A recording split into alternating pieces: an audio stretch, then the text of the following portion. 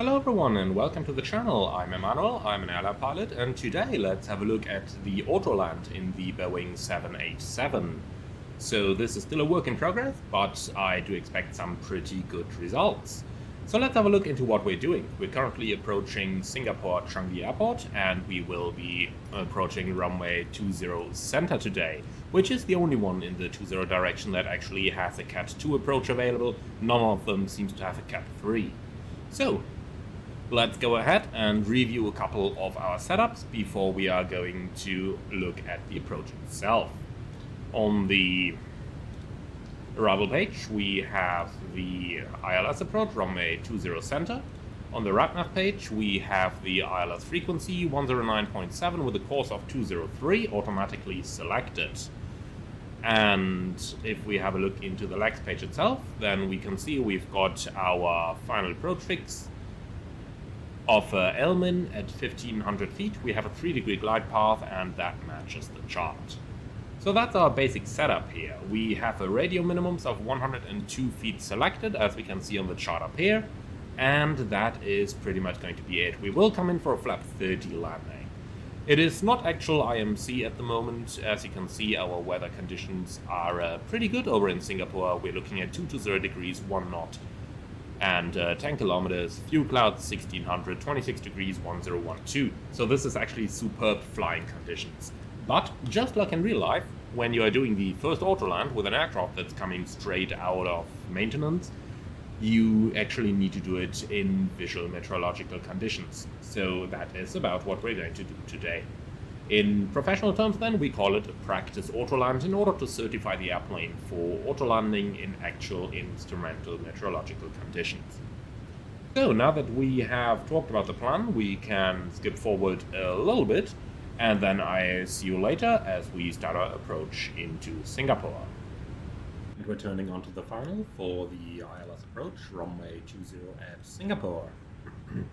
The airplane is doing an excellent job on the capture here, slightly overshot, but that was also due to me being a little bit too late on establishing the final turn.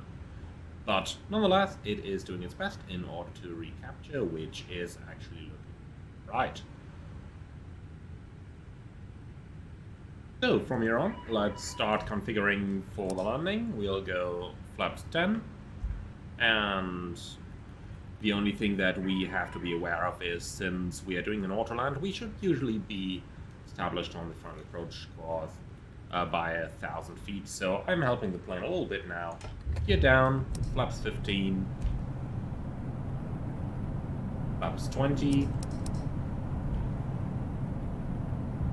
and flaps 30. VRF plus 5 is selected. We've got land 3, rollout, and flare armed. 4,000 feet missed approach altitude is set, and we are pretty much established. Landing checklist. Landing gear, down, speed brake lever, armed, flaps 30. Landing checklist complete. Okay, well established, approaching 1,000 feet. Checked. We do have our landing clearance by this point. Cabin crew, please take your seats for landing. Okay, and from here on, we have our hands on the controls.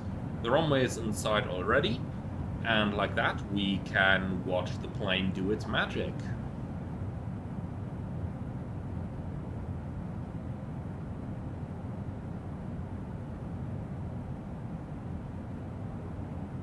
So the important thing there, latest passing 400 feet, we need flare armed. Oops. Latest passing 400 feet, we need flare armed, which we do have over here. And then we need flare activation latest by 30 feet, otherwise we have to manually command a go-around. Everything is stable, everything is looking good. So let's see how the airplane is going to perform. At this point, I'm ready to disconnect and initiate a go-around at any moment, should the plane not perform as expected. Now we're just sitting here and checking.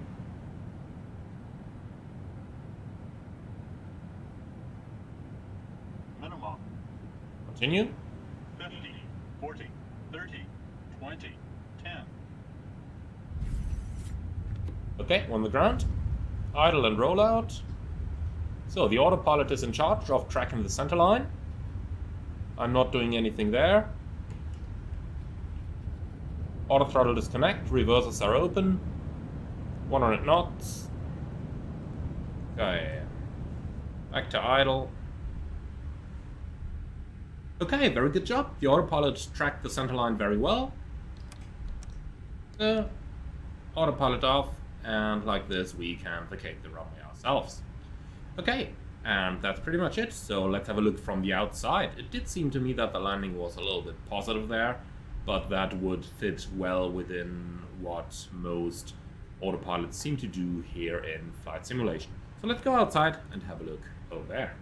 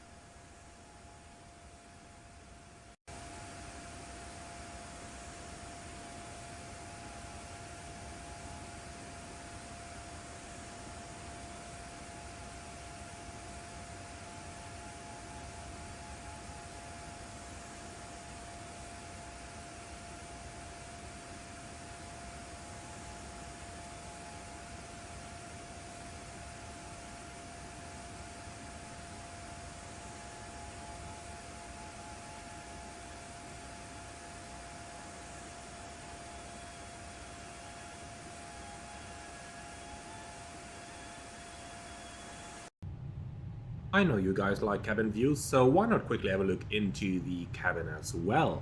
Now, I'm already going to say that the landing was a little bit positive. It was about 500 feet a minute, so not exactly the smoothest, but it got us down exactly on the aiming point. Now, if I can by any means compare the 737 to the 787, then normally the 737, the real one at least, would get the autolands kind of smooth at between 100 and 200 feet a minute, something like that. So if that gives you a rough idea.